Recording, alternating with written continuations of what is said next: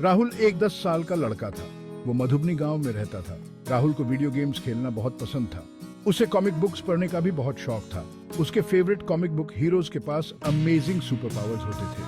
कुछ उड़ सकते थे, दूसरों के पास सुपर स्ट्रेंथ होती थी। राहुल सोचता था कि काश उसके पास भी सुपर पावर्स होते। एक दिन राहुल अपने बेस्ट फ्रेंड मनु के साथ खेल रहा था। दोपहर का समय था और बहुत गर्मी थी। उन्होंने जंगल जाने का डिसाइड किया। जंगल ठंडा और छायादार था। दोनों लड़कों को जंगल एक्सप्लोर करना अच्छा लगता था। वे ट्रेजर ढूंढने वाले एक्सप्लोरर्स होने का नाटक करते थे। क्या मजा आएगा अगर हमें कोई मैजिक लैंप मिल जाए? राहुल ने पूछा।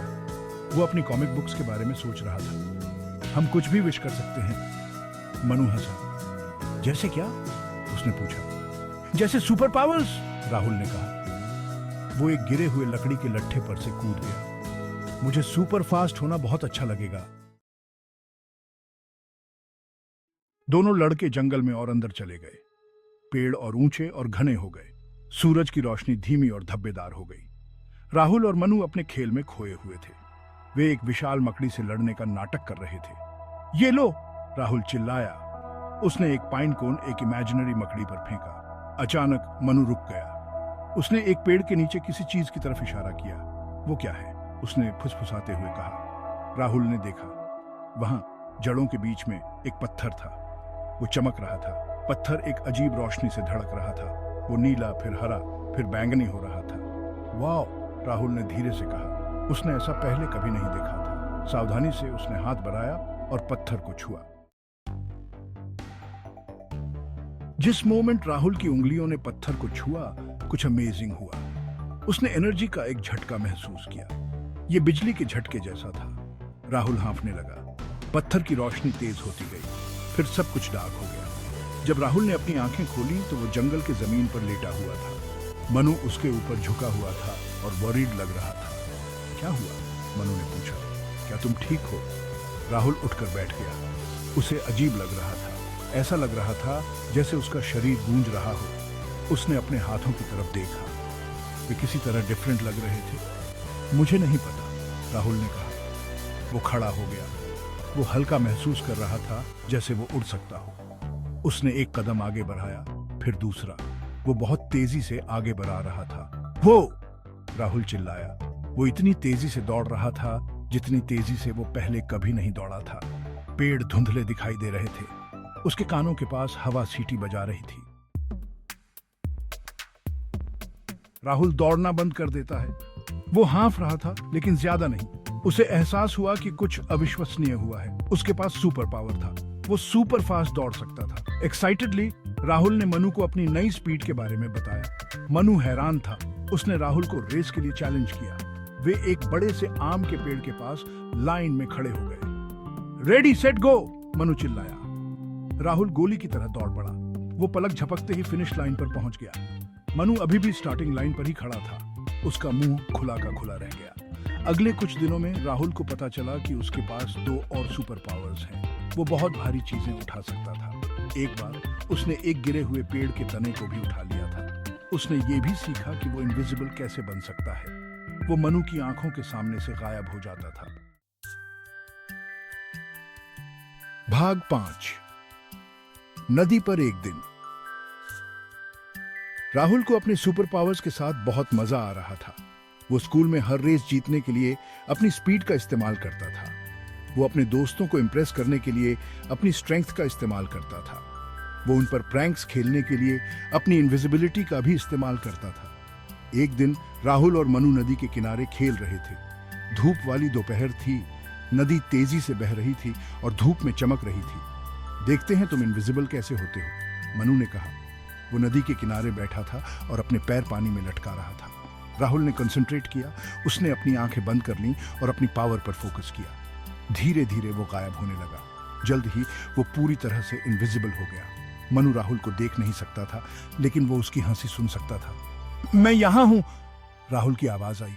राहुल मजे कर रहा था। वो चुपके से मनु के पीछे गया और उसके कान में फुसफुसाया। मनु चौंक कर उछल पड़ा। वो अभी भी राहुल को नहीं देख सकता था, लेकिन वो जानता था कि ये वही है। भाग 6। सोनू खतरे में। अचानक राहुल और मनु ने मदद के लिए चीख सुनी। ये नदी से आ रही थी। हेल्प हेल्प, कोई चिल्ला रहा था। राहुल ने जल्दी से खुद को फिर से विजिबल बना लिया। उसने नीचे की ओर देखा। एक छोटा लड़का पानी में डूब रहा था। वो करंट में बह रहा था। ये तो सोनू है, मनु चिल्लाया। सोनू गांव का उनका दोस्त था। वो एक छोटा सा लड़का था, सिर्फ 6 साल का। सोनू घबरा रहा था। वो तैर नहीं सकता था। वो पानी में छपाछप कर रहा था और चिल्ला रहा था और खुद को पानी के ऊपर रखने की कोशिश कर रहा था। हमें उसकी मदद करनी होगी, राहुल ने कहा। करंट बहुत तेज था। राहुल जानता था कि वो सोनू तक समय पर पहुंचने के लिए इतनी तेजी से तैर नहीं सकता था। भाग 7, राहुल बचाव के लिए। राहुल ने जल्दी से सोचा। वो जानता था कि उसे अपने सुपर पावर्स का यूज करना होगा, लेकिन कौन सा? वो इनविजिबल नहीं बन सकता था। सोनू को उसे देखने की जरूरत थी।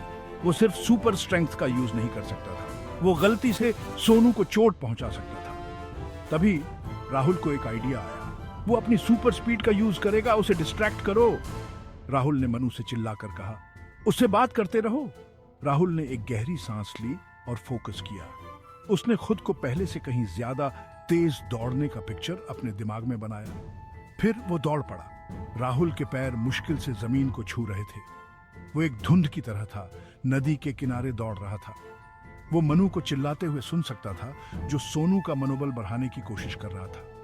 कुछ ही सेकंड में राहुल सोनू से आगे एक पॉइंट पर पहुंच गया। वो पानी में कूद गया। वो अपनी सारी ताकत से तैरा। उसकी सुपर स्पीड उसे आगे बढ़ा रही थी।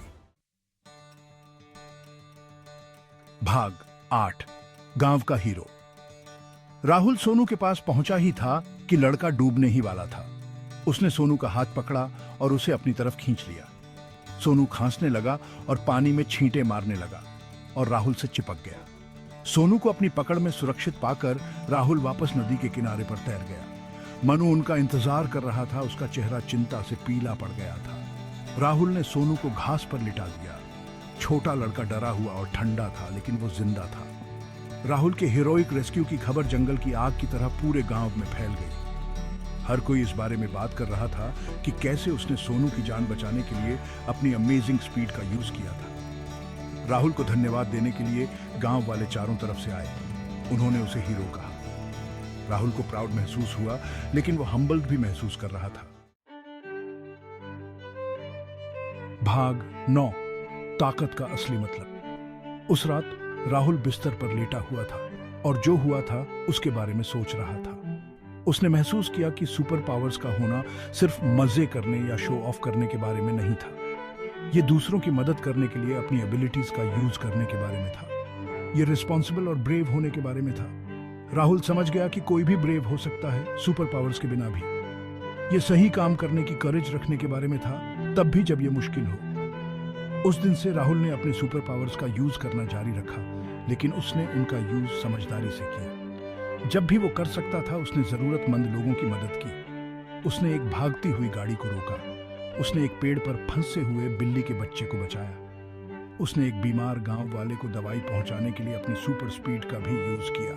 राहुल ने सीखा कि असली पावर इस बारे में नहीं थी कि वो कितनी तेजी से दौड़ सकता है या वो कितना स्ट्रांग है।